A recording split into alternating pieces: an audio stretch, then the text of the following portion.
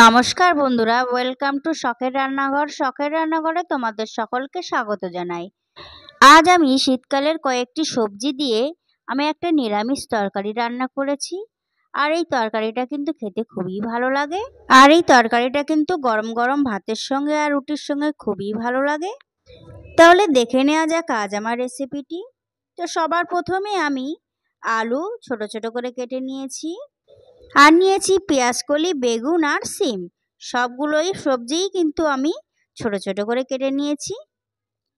এবার সবজিগুলো আমি ভালো করে ধুয়ে একটা পাত্রে নিয়ে নিয়েছি।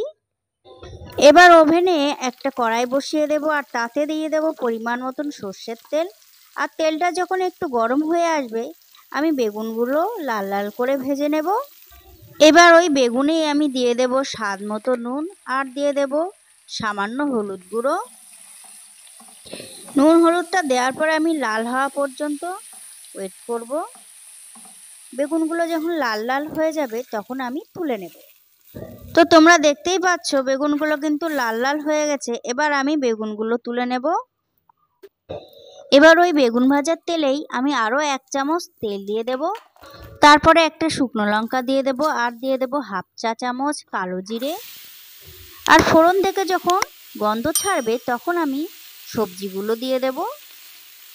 তারপরে একটু নাড়াচাড়া করে নেওয়ার পরে আমি দিয়ে দেব স্বাদ মতো নুন, আর দিয়ে দেব হলুদ গুঁড়ো। আর নুন হলুদটা দেওয়ার পরে আমি 5 মিনিট মতন ভেজে নেব।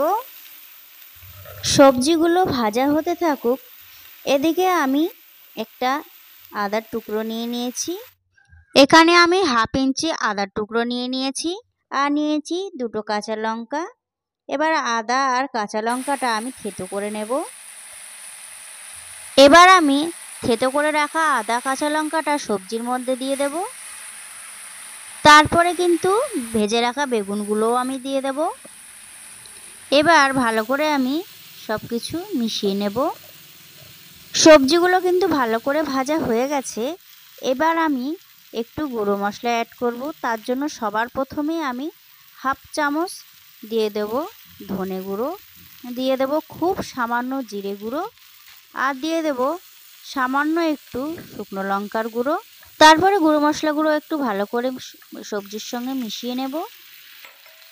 গুঁড়ো মশলাগুলো যাতে পুড়ে না যায় তার জন্য আমি দিয়ে দেব হাফ কাপ জল, আর দিয়ে দেব একটা টমেটোটা দেওয়ার পরে আমি লো টু মিডিয়াম আঁচে 10 মিনিটের জন্য ঢেকে রেখে দেব। 10 মিনিট পরে ফিরে এলাম। ঢাকাটা খুলে দেখে নেব আলুগুলো কিন্তু সিদ্ধ হয়ে গেছে। এবার আমি দিয়ে দেব স্বাদ অনুযায়ী চিনি। নামানোর আগে একটু ধনেপাতা দিয়ে দিলেই রেডি পেঁয়াজকলি আলু বেগুন দিয়ে চচ্চড়ি।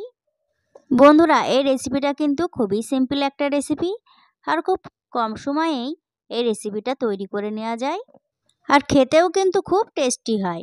এই রেসিপিটা গরম গরম ভাতের সঙ্গে বা রুটির সঙ্গেও দুর্দান্ত লাগে খেতে। তাহলে তোমরা বাড়িতে অবশ্যই একবার এই রেসিপিটা ট্রাই করে ফেলো।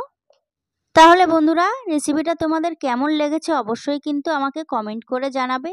আর যদি ভালো লেগে থাকে তাহলে একটা লাইক করে দেবে।